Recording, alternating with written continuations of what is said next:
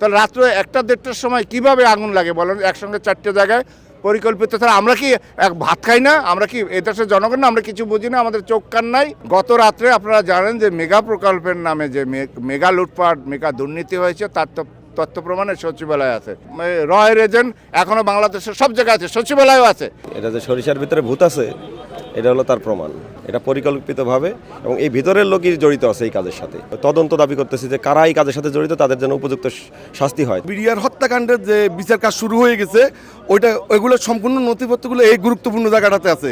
আওয়ামী লীগের দোসর যারা আছে, ভারতের রয়ের এজেন্ট, ওরা বাস্তবায়ন করার জন্য 3 জায়গায় একই টাইমে আগুনটা লাগিয়েছে। শুধু ট্রান্সফার করলে হবে না, বাধ্যতামূলক অবসর এবং ওদের সম্পদের তদন্ত নিয়ে তাদেরকে আইনের আওতায় আনতে হবে। গত রাত্রে যে শেখ হাসিনার যে ফ্যাসিস্ট সরকার যে মেগা প্রকল্পের নামে মেগা দুর্নীতি করেছে, তার যে তথ্য প্রমাণগুলো এই সচিবালয়ে আছে, সেইখানে সেই সচিবালয়ের গুরুত্বপূর্ণ ভবনে একসঙ্গে চার জায়গায় আগুন লাগানো হয়েছে আমরা মনে করছি।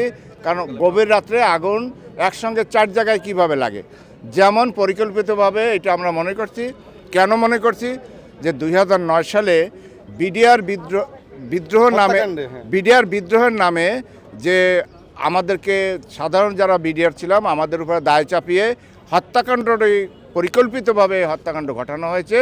এটাও ঠিক তদ্রূপ পরিকল্পিতভাবে, যে ওইটা যেমন পরিকল্পিত হত্যাকাণ্ড ঘটানো হয়েছে এই 57 চৌকস সেনা অফিসারকে শেষ করার জন্য এবং বিডিআর বাহিনী ধ্বংস করার জন্য, অনুরূপভাবে গত রাত্রে আপনারা জানেন যে মেগা প্রকল্পের নামে যে মেগা লুটপাট, মেগা দুর্নীতি হয়েছে, তার তো তথ্য প্রমাণের সচিবালয় আছে। তাহলে রাত্রে 1টা-1:30টার সময় কিভাবে আগুন লাগে বলেন, একসঙ্গে 4টে জায়গায় পরিকল্পিত। তাহলে আমরা কি এক ভাত খাই না? আমরা কি এ দেশের জনগণ না? আমরা কিছু বুঝি না? আমাদের চোখ কান নাই? রয়ের এজেন্ট এখনো বাংলাদেশের সব জায়গায় আছে, সচিবালয়ও আছে। অতএব তারাই এগুলো পরিকল্পিতভাবে এই ঘটনা ঘটিয়েছে এই কারণে যে এই মেগা লুটপাটের তথ্যাদি যেন শেষ করা যায়। এটা যে সরিষার ভিতরে ভূত আছে, এটা হলো তার প্রমাণ।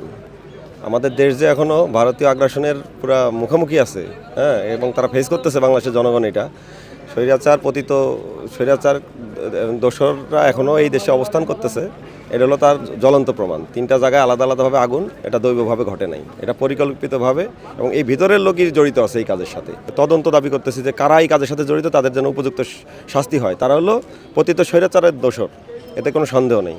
আমি এখানে সকাল 9:30টার দিকে, আজকে সকাল 9:30টার দিকে হাজির হয়েছি এই জন্য, যেহেতু দেশের গুরুত্বপূর্ণ এরকম একটা জায়গাতে আগুন লেগেছে। আমি মনে করব এটা সম্পূর্ণ পরিকল্পনা অনুযায়ী তৎকালীন সরকারের ফেতাত্তা যারা এখনো পর্যন্ত মন্ত্রণালয়ে আছেন, তাদের পরিকল্পনা অনুযায়ী এবং রয়ের এজেন্ট বাস্তবায়ন করার জন্য ওনাদের পরিকল্পনা অনুযায়ী এই ঘটনাটা ঘটানো হয়েছে। এটা আমি না, আমি সহ পুরো বাংলাদেশের সকল নাগরিক, সাধারণ নাগরিক এই বিষয়টা অনুধাবন করবে এবং এটা প্রকাশ্যভাবে আমি মনে করি এটা সঠিকভাবে একটা তদন্ত করা উচিত।